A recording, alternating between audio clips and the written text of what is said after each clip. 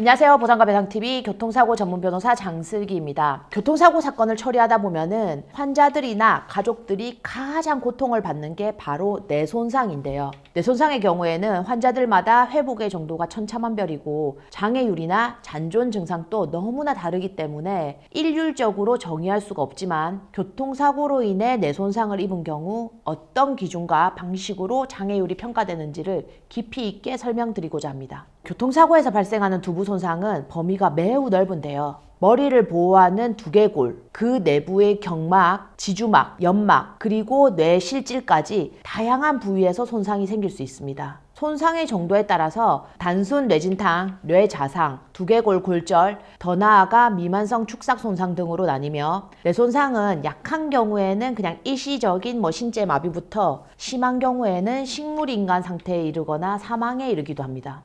뇌는 우리 몸의 모든 기능을 관장하는 중추신경계이기 때문에 뇌신경이 손상되면은 남는 그 후유장애도 언어장애, 운동신경마비, 인지기능 저하 등 신체 전반에 걸쳐서 매우 다양한 후유장애가 남을 수 있습니다. 그렇다면은 뇌손상에 대한 장애 판정은 어떻게 되는지가 궁금하실 텐데요. 뇌손상의 경우에는 뇌 손상 자체를 보는 게 아니라 뇌손상으로 인해서 실제 노동 능력에 어느 정도 지장이 생겼는지를 기준으로 판단합니다. 사고로 같은 부위 뇌가 손상된 환자라고 하더라도요, 인지장애가 있을 수도 있고 없을 수도 있고요. 마비가 일부만 생길 수도 있고 전부 다 마비가 될 수도 있고요. 그런 증상들이 사람들마다 너무도 다르게 발생합니다. 따라서 장애평가는 뇌손상으로 잔존하게 된 그런 신경학적 증상, 신체적 증상이 있는 경우에만 가능해지고요. 그냥 단순 뇌진탕이나 경미한 뇌자상, 신경학적 후유증이 없는 두개골 골절 같은 경우에는 장애평가 대상에서 제외되는 경우가 많습니다. 심지어 개두술을 시행했다고 하더라도 신경학적 결손이 없다면 장애 인정이 안 된다고 생각하셔야 됩니다. 자, 결론적으로 장애 인정의 핵심은 신경학적 후유증의 지속 여부입니다.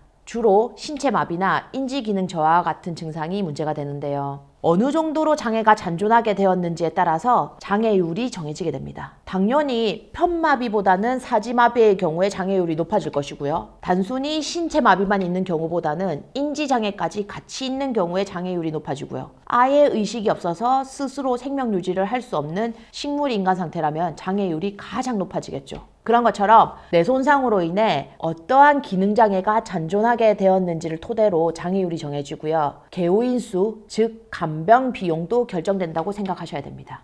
사실 뇌손상의 유형과 증상, 후유장애는 워낙 다양해서 짧은 시간에 모두 설명드리기는 한계가 있지만 기본적으로 뇌손상이 아무리 많이 되었다고 하더라도 잔존하는 증상이 없다면 장애율 평가가 어렵고 뇌손상 자체는 별로 안 됐지만 신경학적 증상이 많이 잔존하는 경우에는 장애율 평가가 많이 된다고 생각하시면 됩니다. 근데 이러한 진단들이나 소견, 검사 결과 등은 객관적인 의무 기록이 있어야만 가능하고 만약 교통사고를 당하기 전에 뇌에 이미 원래부터 이상이 있었던 경우나 원래에도 신체에 일부 마비가 있었던 경우 이런 경우에는 교통사고로 인한 외상과 잔존하는 증상과의 인과관계 정도를 따져봐야 될 수도 있다고 생각은 하셔야 됩니다. 결국 이렇게 뇌손상에 대한 장애 판정 기준이 까다로운 만큼 전문성 있는 변호사의 조력을 받는 것이 중요하다는 겁니다. 단순히 장애율 수치에만 연연하기보다는 구체적인 사안에 맞는 맞춤형 배상을 이끌어내는 데 주력해야 되는데요. 그러기 위해서는 뇌손상의 특수성을 잘 알고 그에 대응할 수 있는 경험이 많은 교통사고 전문 변호사가 유리할 수밖에 없습니다.